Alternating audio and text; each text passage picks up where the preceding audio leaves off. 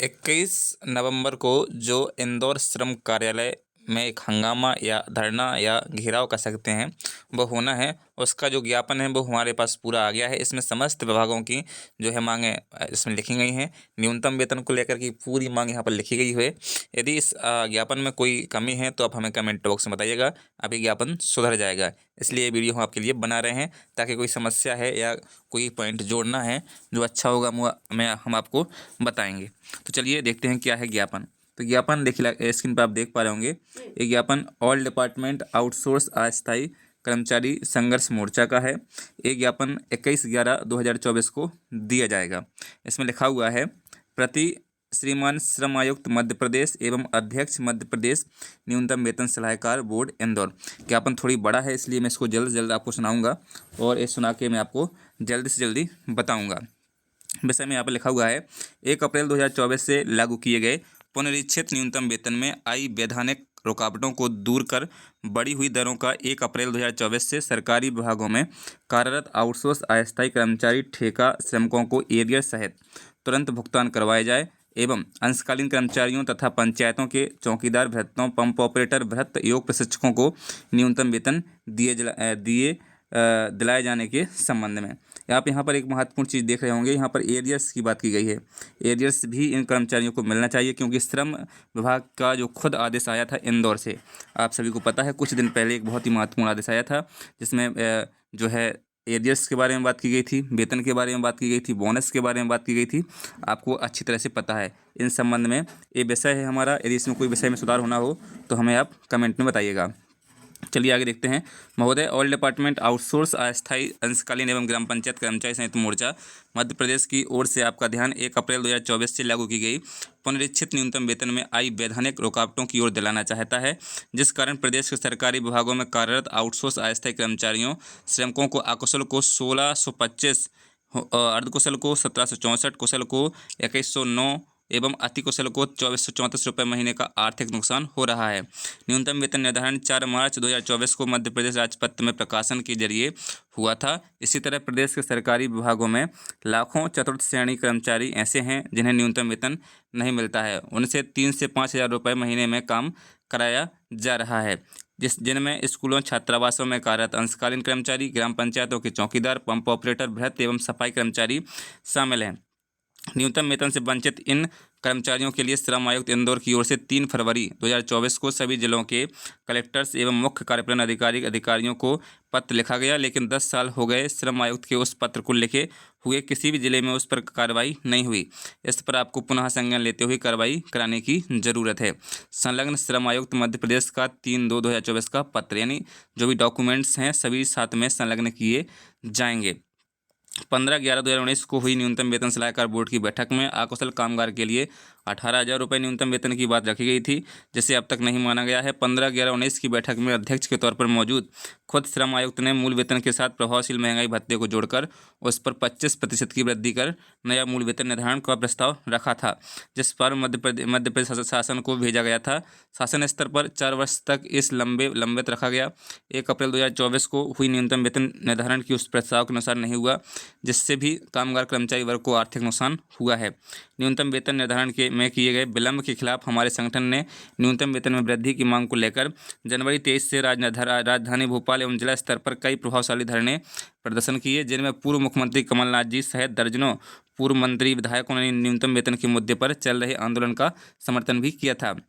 नवंबर 23 में विधानसभा चुनाव थे, इसलिए कामगार कर्मचारी वर्ग के असंतोष से बचने के लिए न्यूनतम वेतन पुनरीक्षण की प्रक्रिया शुरू कर जो है अक्टूबर महीने में, है ना, अक्टूबर 2023 में नई दरें प्रस्तावित की, जिन्हें अप्रैल 2024 से लागू किया गया। इस तरह 10 साल बाद मिले बढ़े हुए न्यूनतम वेतन की खुशी 1 महीने में ही गायब हो गई। यहाँ तक कि जिन कामगारों को 1 महीने बढ़ा हुआ वेतन मिला था उसे वापस से ले लिया गया था।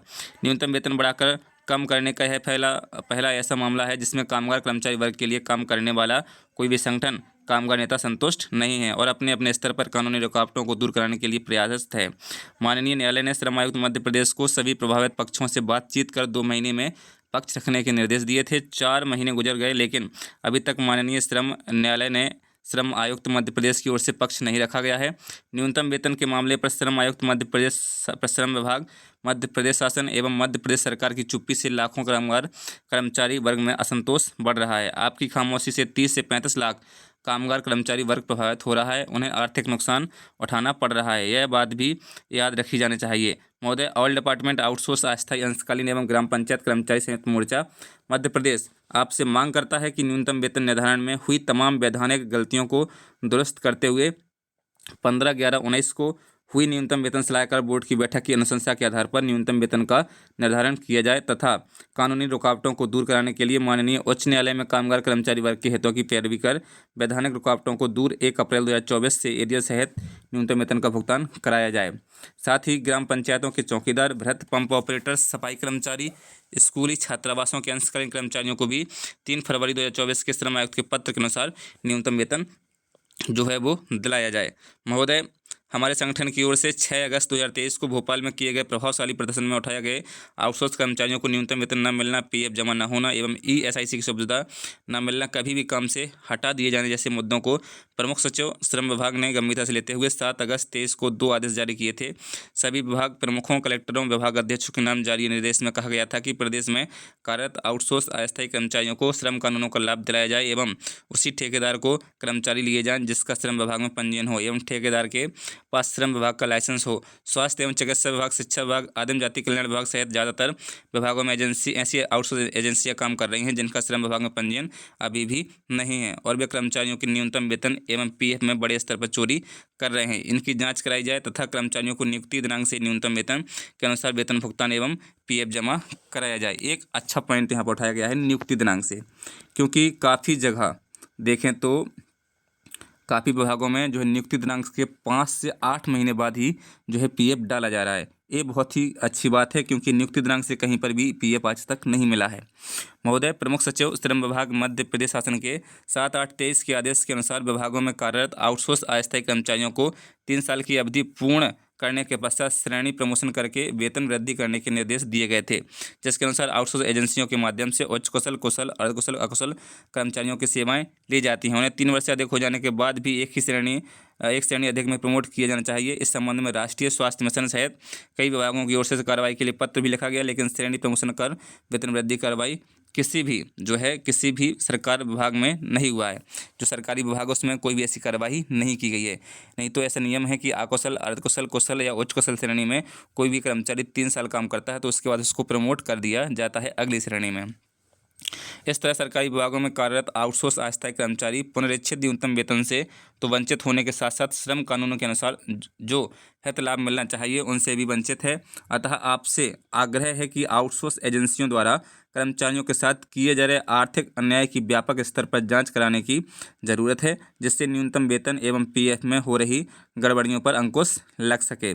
हमारा संगठन आपसे जो है मांग करता है कि मध्य प्रदेश न्यूनतम वेतन सलाहकार बोर्ड की आगामी बैठक में स्कूलों, छात्रावासों के अंशकालीन कर्मचारियों, पंचायतों के चौकीदार, वृहत पंप ऑपरेटर, सफाई कर्मचारी, आयुष विभाग के योग प्रशिक्षकों सहित ऐसे कर्मचारियों जो शासन की विभिन्न योजना में काम करते हैं और वे न्यूनतम वेतन के दायरे में बाहर हैं, उन्हें मध्य प्रदेश की अधिसूचित योजना में जोड़ा जाए तथा उनका श्रेणी निर्धारण एवं न्यूनतम वेतन की दरों को तय करने की कार्रवाई की जाए। यह आश्चर्यजनक है कि यह कर्मचारी सरकार के विभागों में 15 से 20 साल से नियमित प्रवृत्ति का काम 8 से 10 घंटे करते हैं, इसके बाद भी इन्हें न्यूनतम वेतन से वंचित रखा जा रहा है। श्रम विभाग ने भी अभी तक इसके बारे में कभी खुद से किसी तरह की पहल नहीं की है। यह भी चिंताजनक स्थिति है। हमारा संगठन आपसे आग्रह करता है कि न्यूनतम वेतन के दायरे से बाहर कर्मचारियों को न्यूनतम वेतन दिलाने की दिशा में आप शासन स्तर पर प्रयास करें, जिससे सबसे गरीब, कमजोर वर्ग के इन चतुर्थ श्रेणी के कर्मचारियों के साथ न्याय हो सके। सरकारी विभागों का बड़े स्तर पर निजीकरण हो चुका है। ज़्यादातर विभाग आउटसोर्स कर्मचारियों की वजह से चल रहे हैं। जो आउटसोर्स कर्मचारियों सरकार का ज़्यादातर कामकाज करते हैं उसकी ही नौकरी असुरक्षित है, तुच्छ से वेतन पर काम करने को मजबूर हैं। सरकारी विभागों का व्यापक स्तर पर हो रहा ठेकाकरण रोकाया जाए। तृतीय एवं चतुर्थ श्रेणी के पदों पर कार्यरत आउटसोर्स अस्थायी कर्मचारियों को लघु कैडर बनाकर सीधे विभाग से वेतन भुगतान एवं स्थायी किया जाए, जिससे नौकरी सुरक्षित होगी और उनके जीवन में जो अनिश्चितता है वह समाप्त हो जाएगी। श्रम आयुक्त महोदय इस संबंध में महत्वपूर्ण भूमिका निभा सकते हैं। हमें उम्मीद है कि लाखों पीड़ित कर्मचारियों के हित में इस मुद्दे पर आप गंभीरतापूर्वक विचार कर कोई हल निकालेंगे। आशा है माननीय श्रम आयुक्त महोदय हमारे आवेदन में आउटसोर्स अस्थायी कर्मचारियों के हितों में उठाई गई मांगों के निराकरण की दिशा में गंभीरतापूर्वक प्रयास करेंगे जिससे वर्षों से अन्याय के झेल रहे कर्मचारियों के साथ न्याय हो सके। अभिवादन सहित आपका या भवदीय वासुदेव शर्मा प्रदेश अध्यक्ष। तो यहाँ पर साथियों ये चीज़ें हम आपको बता रहे थे। एक ज्ञापन बनाया गया है ऑल डिपार्टमेंट आउटसोर्स अस्थायी कर्मचारी मोर्चा की तरफ से, जिसका जो है क्रियान्वयन 21 तारीख को जो है ज्ञापन दिया जाना है। 21 तारीख को है ना, 21 तारीख को इंदौर श्रम कार्यालय का घेराव होगा। उसके बाद एक ज्ञापन वहाँ पर श्रम आयुक्त महोदय को सौंपा जाएगा। यदि इस लेटर में, इस ज्ञापन में कोई भी दिक्कत है तो हमें कमेंट बॉक्स में बताइए। कोई लाइन जुड़ना हो, किसी की मांगें रह गई हों तो वह हमें बताइएगा हमें कमेंट बॉक्स में। हम उन मांगों को जुड़वाने की पूरी कोशिश करेंगे वासुदेव शर्मा जी से कि एक कर्मचारी रह गए हैं, इनकी जो मांगें जुड़ना चाहिए। तो हमें कमेंट बॉक्स में ज़रूर बताइएगा। वीडियो को शेयर करिएगा। चैनल पर नए हैं चैनल को सब्सक्राइब करिएगा। फेसबुक पेज पर नए हैं तो फेसबुक पेज को फॉलो करिएगा। Thanks for watching. मिलते हैं नई वीडियो में नई अपडेट के साथ। जय हिंद, जय भारत, टेक केयर।